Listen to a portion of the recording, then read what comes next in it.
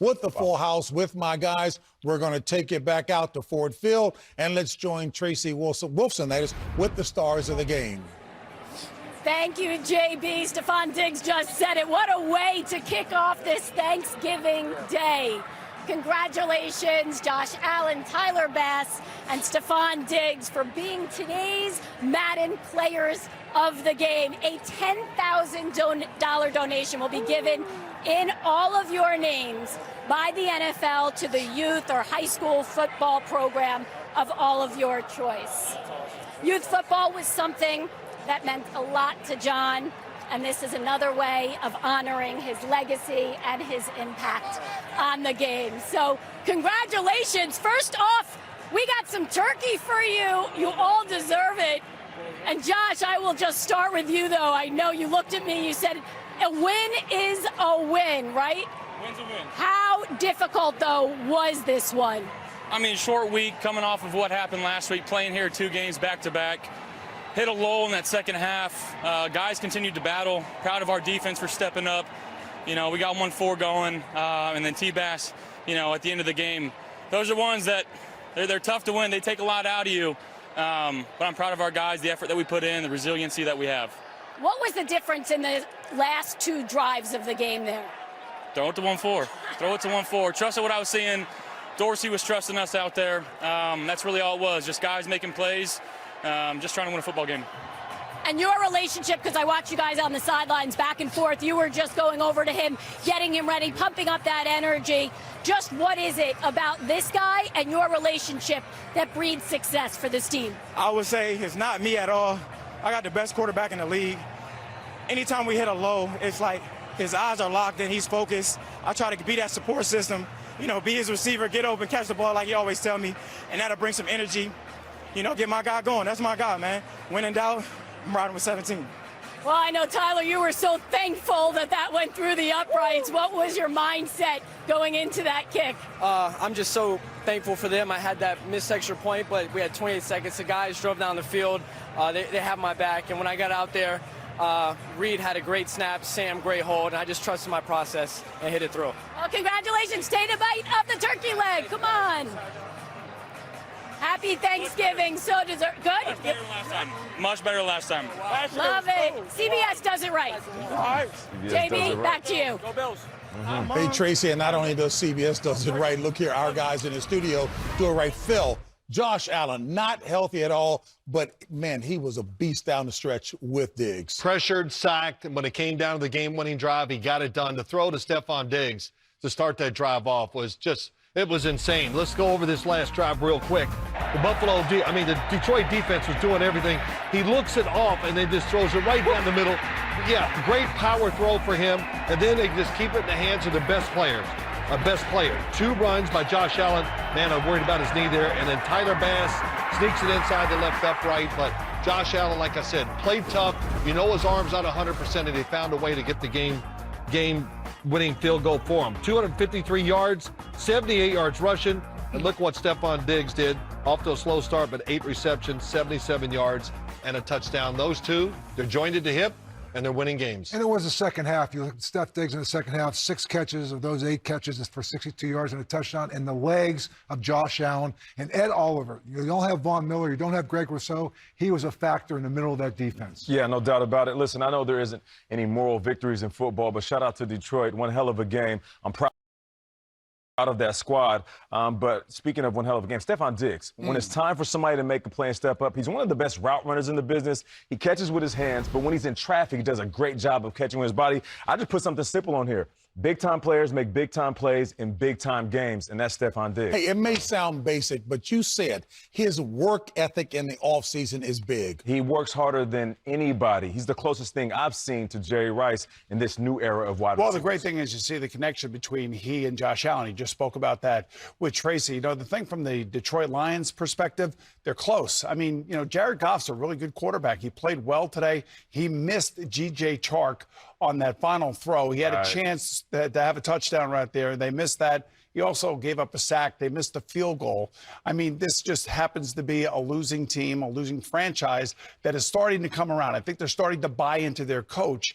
We all like the coach. We all think that he's made them tougher. There's no question they're a much tougher football team today than they were when they first started this season. No question about it. And you look at this team of the Buffalo Bills, the resiliency is what I've seen, and starts with Sean McDermott. And Stephon Diggs, you talk about leadership, and we always think about the quarterback position, but here's a receiver. You talked about, and Tracy did a great job because they were back and forth and just keeping Josh focused on the moment, staying in the moment. Right. And you know what? Stephon Diggs brings that to the locker room and brings that to the field, and obviously he showed up big in the fourth. Detroit does it all on offense. I'll give Ben Johnson a lot of credit. They had 2 guards out. They kept extra guys in for protection. The play-action pass was great.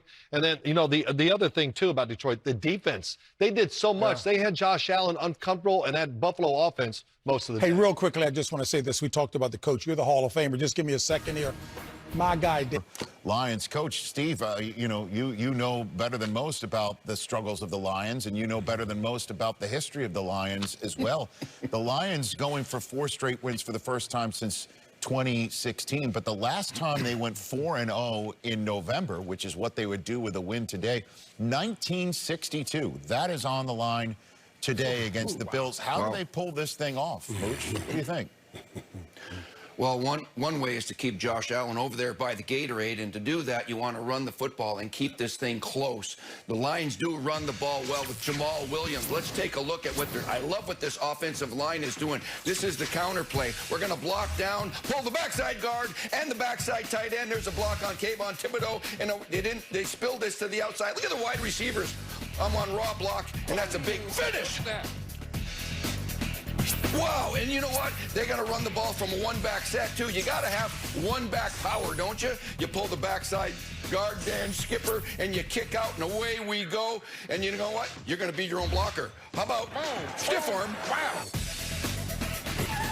Wow, all right, and you know what? Turn on the speed, Jamal. He's got 12 rushing touchdowns this year. That leads all of the National Football League, so they can get some production out of he and a little bit more with DeAndre Swift. They got a chance. They got a chance to win this game.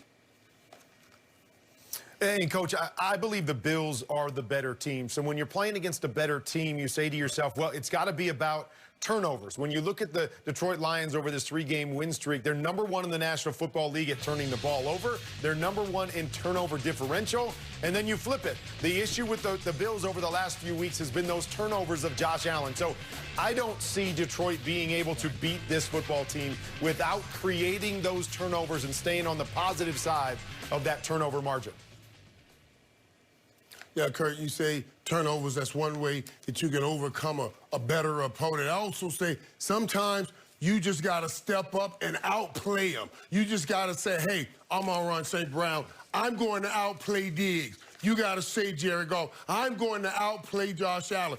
I got to step up and make the plays and win this football game. And Detroit, they have a pretty good offense. Those guys can make some plays. Let's step up and make plays. And then, of course, this game leads to the centerpiece of the triple header on Thanksgiving 2022. Giants, Cowboys in the Jones Mahal, where we find Jane Slaver. Jane?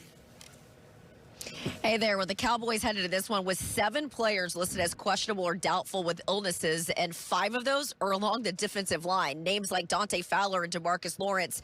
DeMarcus Lawrence has been dealing with a bit of a foot injury, including that illness, but the good news is he is good to go. Micah Parsons, another one that's been banged up. He's had foot and knee issues, and he says sort of comes with the territory. When you're identified as one of the best players in the league, you'll see a lot of chip blocks from opposing teams. Now, let's also talk about the Giants. In recent weeks, we've seen how thin they are at wide receiver. Of course, they don't have their starting corner in Adoree Jackson. But the one thing that could affect them today offensively, they've got the #4 rushing attack, but they're without 4 of their offensive linemen who didn't make the trip because of injuries. Rich? So the question we have for you, Michael Irvin, to kick us off right here is Dak Prescott, quarterback, Dallas Cowboys, wasn't there last time these two teams played. Cooper Rush was the one who led Dallas to a Monday Night Football victory. How does Dak attack the Giants defense he's seen for the first time all year today?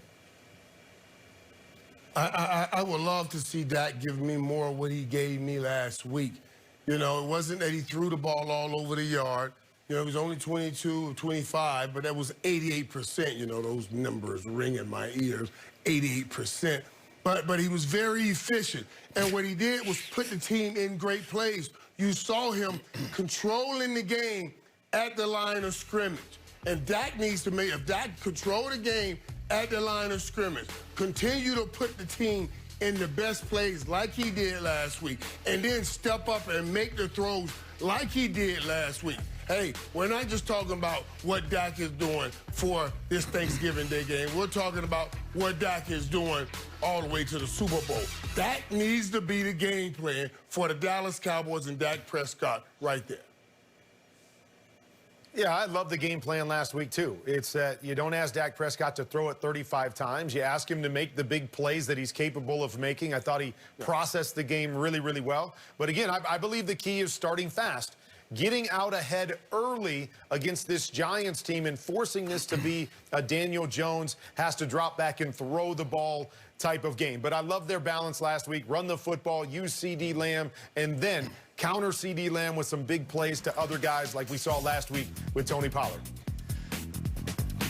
You talk about balance. This running back duo, Zeke and Tony Pollard, average 158 scrimmage yards per game. That's the best 1-2 punch in the league. In fact, that's the most scrimmage yards of any dual backfield since 1986. Remember, Mike, before you were at the Cowboys, Tony Dorsett and Herschel Walker. That's how far back you got to go to find somebody this productive as a duo in the running backs. So, and since Dak returned, they're leading the league in rushing, or they're leading the league in scoring also. Look out. This